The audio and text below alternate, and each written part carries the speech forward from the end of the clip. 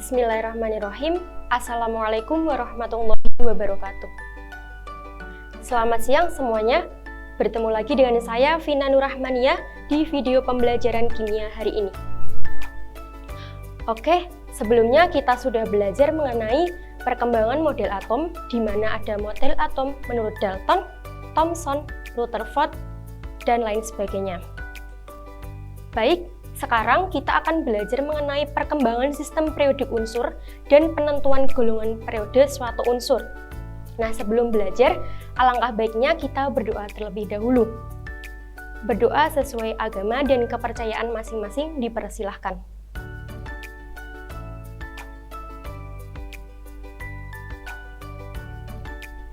Amin. Oke, langsung saja. Nah, untuk kompetensi dasar di pembelajaran hari ini yaitu ada 3.3, yaitu menjelaskan konfigurasi elektron dan pola konfigurasi elektron terluar untuk setiap golongan dalam tabel periodik. Selanjutnya yaitu ada 4.3, yaitu menentukan letak suatu unsur dalam tabel periodik berdasarkan konfigurasi elektron. Nah, untuk tujuan pembelajaran kita hari ini, yang pertama yaitu siswa dapat menjelaskan perkembangan sistem periodik unsur. Yang kedua yaitu, siswa dapat menjelaskan dasar pengelompokan unsur dalam sistem periodik unsur berdasarkan konfigurasi elektron. Yang ketiga yaitu siswa dapat menentukan letak unsur dalam sistem periodik berdasarkan konfigurasi elektron. Nah, oke, masuk ke pembahasan yang pertama yaitu perkembangan sistem periodik unsur. Nah, perkembangan sistem periodik unsur ini terdapat 5 para ahli. Yang pertama yaitu ada Antoine Lavoisier, yang kedua ada Triade de Brenner, yang ketiga ada Octave Newlands, yang keempat ada Mendeleev, dan yang kelima ada Moseley. Oke, kita masuk ke yang pertama yaitu Antoine Lavoisier, di mana di sini Antoine Lavoisier itu mengembangkan sistem periodik unsur pada tahun 1769. Pada tahun 1769, Antoine Lavoisier menerbitkan suatu daftar unsur-unsur. Lavoisier membagi unsur-unsur dalam unsur logam dan non-logam, di mana pada waktu itu baru dikenal kurang lebih 33 unsur. Pengelompokan ini merupakan pengelompokan yang paling sederhana, karena antara unsur-unsur logam sendiri masih banyak perbedaan. Nah, untuk perbedaannya di sini, logam dan non-logam yang pertama, untuk logam berwujud padat pada suhu kamar kecuali raksa. Nah, untuk non-logam sendiri, ada yang berupa zat padat, cair, atau gas pada suhu kamar. Perbedaan yang kedua yaitu mengkilap jika digosok pada logam. Jika non-logam tidak mengkilap jika digosok, kecuali karbon. Perbedaan yang ketiga yaitu di mana pada logam merupakan konduktor yang kuat dan non-logam bukan konduktor yang baik atau kuat. Perbedaan yang keempat yaitu dapat ditempa atau direnggakan. Untuk non-logam umumnya rapuh, terutama yang berwujud padat. Nah, untuk perbedaan yang kelima yaitu pada logam penghantar panas yang baik, sedangkan non-logam bukan penghantar panas yang baik. Nah, di sini adalah perkembangan sistem periodik unsur menurut Antoine Lavoisier. Oke, kita masuk ke yang kedua yaitu Triade de Brenner, di mana di sini perkembangan sistem periodik unsur de Brenner pada tahun 1829. Nah, pada tahun 1829, Johann de Brenner mengelompokkan unsur berdasarkan kemiripan sifat ke dalam 3 kelompok yang disebut triade. Di mana dalam triade, sifat unsur kedua merupakan sifat antara unsur yang pertama dan unsur yang ketiga. Contohnya di sini ada triade Li, Nk, dan A, di mana Li adalah litium, Na adalah natrium, dan K adalah kalium. Ketiganya ini mempunyai kemiripan sifat, di mana dia ini menemukan bahwa massa atom unsur kedua adalah rata-rata massa atom unsur pertama dan unsur ketiga. Tabel pengelompokan unsur dapat dilihat pada tabel berikut. Nah, di sini adalah ada tabel yang pertama ada Li atau litium, kedua ada natrium, dan yang ketiga adalah kalium. Di mana litium ini memiliki massa atom 6,94, natrium 22,99, dan kalium adalah 39,10.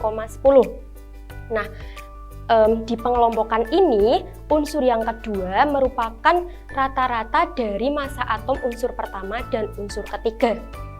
Caranya yaitu di sini massa atom Li 6,94 dijumlahkan dengan unsur yang ketiga yaitu massa atomnya 39,10 dibagi 2. Hasilnya yaitu massa atom dari unsur yang kedua.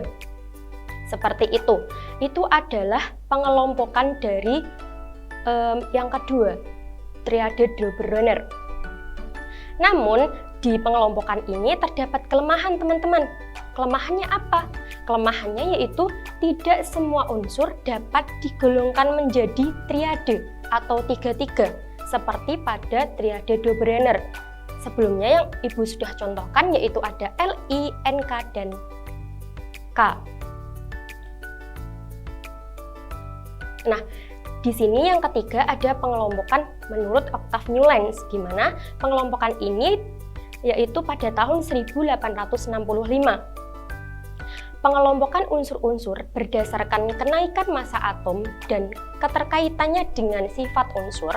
Menurut Newlands, jika unsur-unsur diurutkan letaknya sesuai dengan kenaikan massa atom relatifnya, maka sifat unsur akan terulang pada tiap unsur ke-8.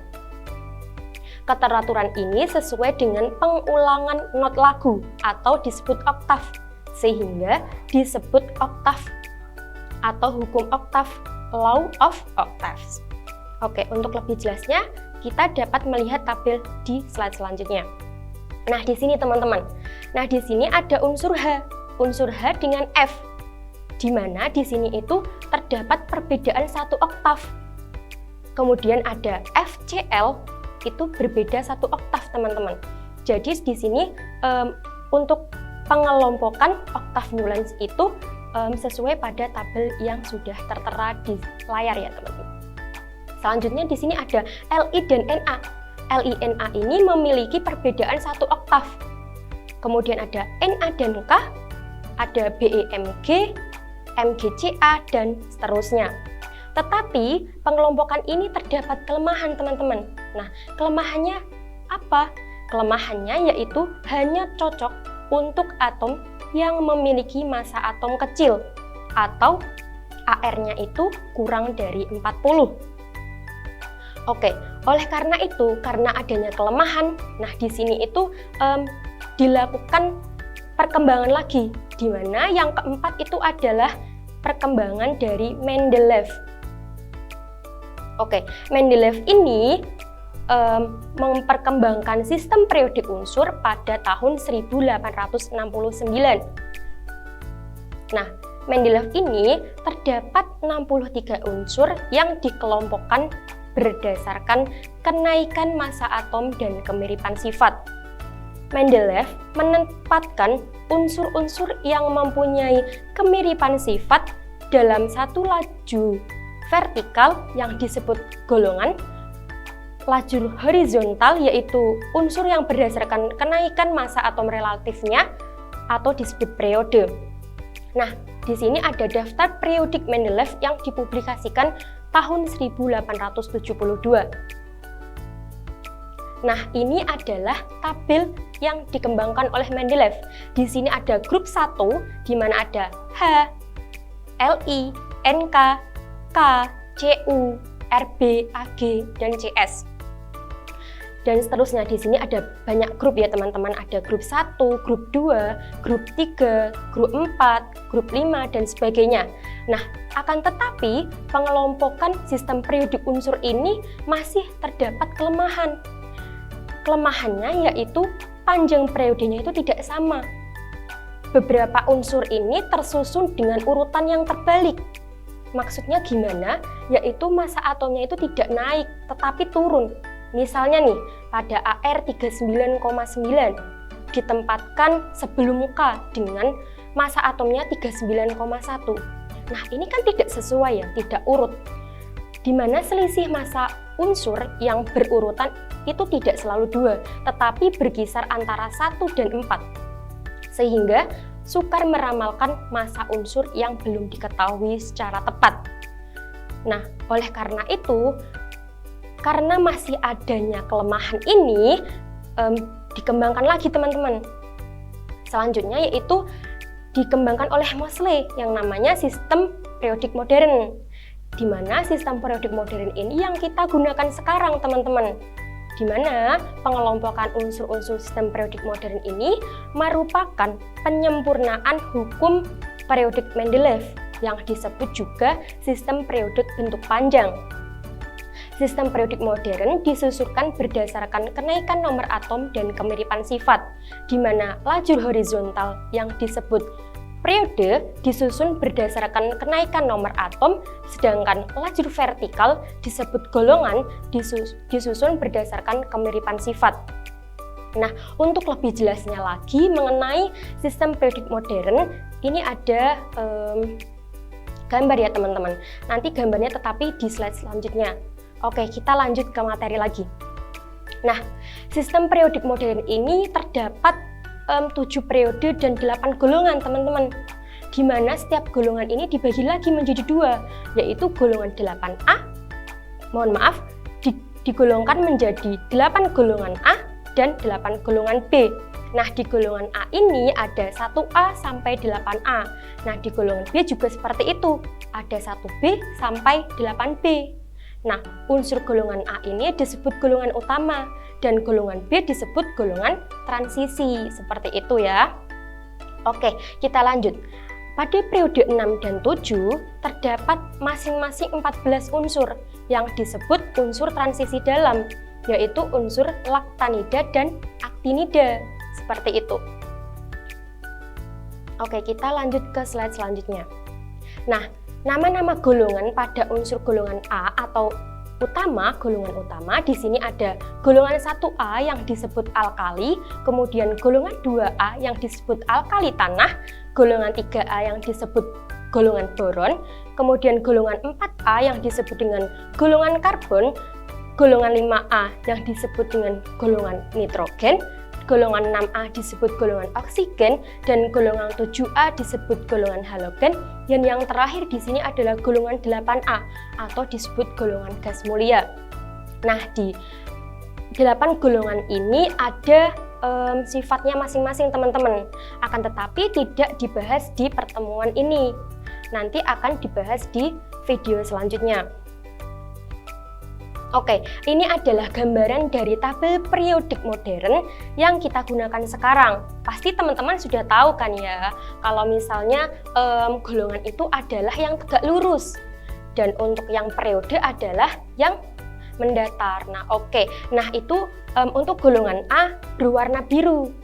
Untuk yang golongan B itu berwarna ungu, dan yang bawah sendiri itu ada 2 ya teman-teman. Itu namanya golongan aktinida dan lantanida. Oke, seperti itu. Ibu tidak menjelaskan secara detailnya mengenai tabel periodik unsur karena pasti teman-teman sudah paham mengenai gambaran dari tabel periodik unsur. Oke, nah di subbab yang kedua yaitu ada hubungan sistem periodik unsur dengan konfigurasi elektron. Nah, tadi kan kita sudah belajar mengenai perkembangan sistem periodik unsur. Nah, di sini ada hubungannya teman-teman. Sistem periodik unsur itu ada hubungannya dengan konfigurasi elektron, di mana konfigurasi elektron ini kalian juga sudah belajar di materi sebelumnya. Oke, kita lanjut saja. Nah, letak suatu unsur dalam sistem periodik unsur atau tabel periodik unsur ini ditunjukkan oleh elektron valensi, atau elektron valensi ini menandakan golongan dan bilangan kuantum utama atau N atau kulit terbesarnya ini menandakan periode yang dapat dilihat melalui konfigurasi elektronnya. Jadi, selain kita dapat menentukan letak unsur tersebut secara langsung melihat dari tabel periodik, teman-teman juga dapat menentukan lewat konfigurasi elektronnya. Nah, bagaimana sih Bu caranya? Oke, kita bahas satu persatu teman-teman. Nah, caranya di sini yang pertama yaitu teman-teman harus mengetahui nomor atomnya. Oke, kan pasti di tabel periodik unsur tuh udah ada ya, sudah ada dicantumkan nomor atomnya.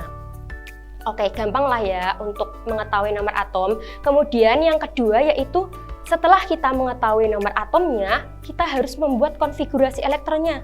Nah, kalian kan sudah belajar tuh konfigurasi elektron, di mana ada aturan Aufbau, larangan Pauli, dan lain sebagainya. Nah, itu diingat kembali materi sebelumnya. Oke, nah dari konfigurasi elektron ini kalian dapat menentukan subkulit terluarnya. Oke, selanjutnya adalah menentukan subkulit terluarnya ya teman-teman. Nah dari subkulit terluarnya ini teman-teman dapat mengetahui golongan dan periodenya. Nah bagaimana Bu? Nah tadi Ibu sudah menjelaskan di awal bahwa golongan itu dapat dilihat dari elektron valensi. Sedangkan untuk periodenya itu dapat dilihat melalui bilangan kuantum utama atau N terbesarnya. Oke, seperti itu ya. Untuk lebih jelasnya lagi, nanti Ibu ada contoh mengenai penentuan letak golongan dan periode dari suatu unsur. Oke, ini adalah contohnya ya teman-teman. Nah, di sini adalah contoh dari atom Na.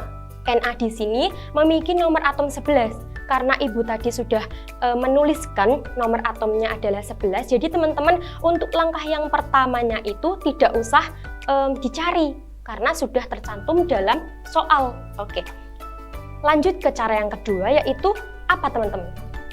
Iya benar, yaitu kita harus membuat konfigurasi elektronnya. Oke, untuk konfigurasi elektronnya sendiri di sini itu ada bagaimana teman-teman? Ayo, kalian pasti sudah tahu kan ya konfigurasi elektron dengan nomor atom 11. Nah, di sini yaitu 1s2, 2s2, 2p6 dan 3s1. Nah, oke. Di sini sudah masuk ke cara yang kedua. Setelah kita menuliskan konfigurasi elektron, selanjutnya yaitu kita menentukan subkulit terluarnya.